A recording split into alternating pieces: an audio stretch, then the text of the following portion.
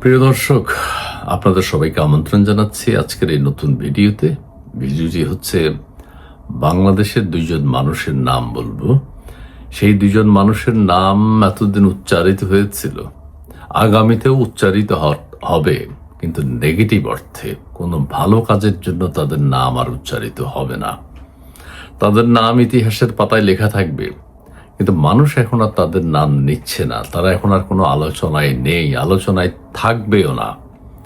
শুধুমাত্র তাদের অপকর্ম, কুকীর্তিগুলো জানার জন্য মানুষ ইতিহাসের পাতায় খুঁজবে, পড়বে, জানবে, জানাতে চেষ্টা করবে আগামী প্রজন্মকে। যারা বাংলাদেশকে পিছিয়ে দিয়েছিল, বাংলাদেশে মব ভায়োলেন্স চালু করেছে, বাংলাদেশের শিক্ষাক্ষেত্রকে ধ্বংস করেছে, সেই সব কিছুর মধ্যে উল্লেখযোগ্য দুজনের নাম হচ্ছে, একজন হচ্ছেন আমাদের সাবেক প্রধান উপদেষ্টা ডক্টর মোহাম্মদ ইউনূস, আরেকজন হচ্ছেন আমাদের সেনা প্রধান, যিনি পদে থাকা অবস্থায় এখন তার নাম উচ্চারিত হচ্ছে না, তার খোঁজ আর কেউ নিচ্ছে না, আর নেবেও না।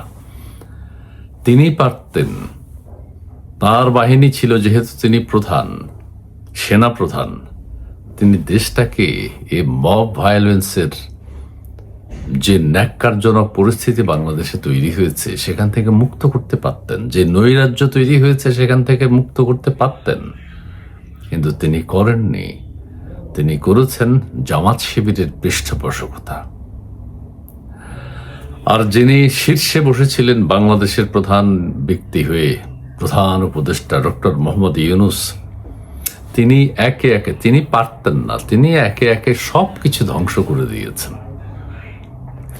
শিক্ষাক্ষেত্রে নৈরাজ্য, শিক্ষকদের অপমান, ছাত্রদের অপমান, ছাত্রদের কর্তৃক শিক্ষকদের অপমান, শিক্ষা প্রতিষ্ঠান, লেখাপড়া, বর্বরতা, সমস্ত কিছু সৃষ্টিদাতা। তিনি যেমন 3-0 করেছেন, তিনি যেমন 3-0 ক্ষুদ্র ঋণের প্রবক্তা, 3-0 প্রবক্তা, সোশ্যাল বিজনেসের প্রবক্তা, তেমনি তিনি মব ভায়োলেন্সের প্রবক্তা, তেমনি তিনি দেশ ধ্বংসের প্রবক্তা, তেমনি তিনি শিশু মৃত্যুর জন্য, শিশুর টিকা, হামের টিকা নিয়ে যে কেলেঙ্কারি তিনি করেছেন, শিশু নির্যাতনের, শিশু মৃত্যুর প্রবক্তা।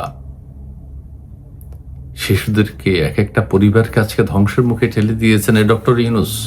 অলরেডি 900-র উপরে সরকারের হিসাবে শিশুরা মারা গেছে হামে, যে হাম এখন পৃথিবীতে নেই। সেই হাম বাংলাদেশে এনেছেন আমাদের সেই উদ্যোক্তাও ডক্টর মোহাম্মদ ইউনূস।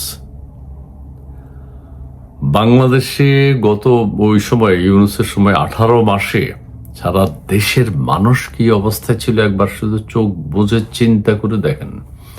চারিদিকে হাহাকার, ধ্বংস, চুরি, ডাকাতি, ধর্ষণ, বলাৎকার, মব ভায়োলেন্স, মারামারি, কাটাকাটি। সোশ্যাল মিডিয়ার দিকে যদি আমরা তাকাই, একজন মুক্তিযোদ্ধাকে হত্যা করছে, মুক্তিযোদ্ধাকে জুতার মালা পরিয়েছে, মুক্তিযোদ্ধার বাড়ি ধ্বংস করে দিচ্ছে, চতুর্দিকে জ্বালাও পোড়াও, অগ্নিসংযোগ। বাংলাদেশের সমস্ত আর্ট, কালচার, শিল্প, সংস্কৃতি, স্থপতি, ভাস্কর্য, সমস্ত কিছু ধ্বংস করে দিচ্ছে একজন মানুষ। সেই নির্লিপ্ত মুসলিম বিশ্বের প্রধান ব্যক্তি, মুসলিম বিশ্বের প্রভাবশালী ব্যক্তি, বিশিষ্ট রোহিঙ্গা বিশেষজ্ঞ ডক্টর মোহাম্মদ ইউনূস, যেই মানুষটাকে চিনতে দুইটা শব্দই যথেষ্ট। আমাদের কাছে দরখাস্ত আসছে, আমাদের কাছে এতজন পাঠান, আমাদের কাছে এতজন পাঠান। 2025 সালে এই অবস্থা, 26 সালে কি হবে, 27 সালে কি হবে?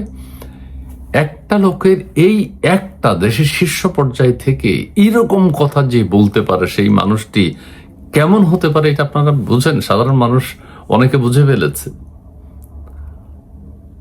যেই মানুষটি বলতে পারে বুদ্ধি থাকলে টাকা আসে, যেই মানুষটি বলতে পারে তোমার বাড়ির পাশে আছে না, তেজ আসতে হবে না, এই লোকটা মস্তিষ্ক বিকৃত একজন মানুষ। ইতিহাস তাকে মনে রাখবে, আজীবন মনে রাখবে। বহু কেলেঙ্কারি আছে, সেগুলো এখানে আর উল্লেখ করছি না, সাধারণ ভাষায় বলছি। এই দুইটা লোক ইতিহাস, বাংলাদেশ ইতিহাস থেকে ওই মীর জাফরের মতো তাদের ইতিহাস লেখা থাকবে। পড়তে হবে, জানতে হবে, জানবে নতুন প্রজন্ম তারা কে কি করেছিল দেশে। সেই সেনা প্রধানের কথাই বলি, একই কথা। ডক্টর ইউনূস ধ্বংস করেছে, কিন্তু সেনা প্রধান যদি নিজের শক্তি নিয়ে একবার দাঁড়াতেন, তিনি নিজেই ধ্বংস করেছেন, নিজেই হত্যাকারী, ইউনূসের সাথে হাত মিলিয়েছেন। এই দুটো মানুষের নাম মানুষ ধিক্কার জানাতে নাম নেবে, মানুষ এই দুইজন মানুষের নাম ঘৃণা জানাতে স্মরণ করবে। সেই দুজন মানুষ হলেন আমাদের দুজনেই প্রধান, একজন সেনা প্রধান ওয়াকারুজ্জামান আর একজন সরকার প্রধান ডক্টর মোহাম্মদ ইউনূস।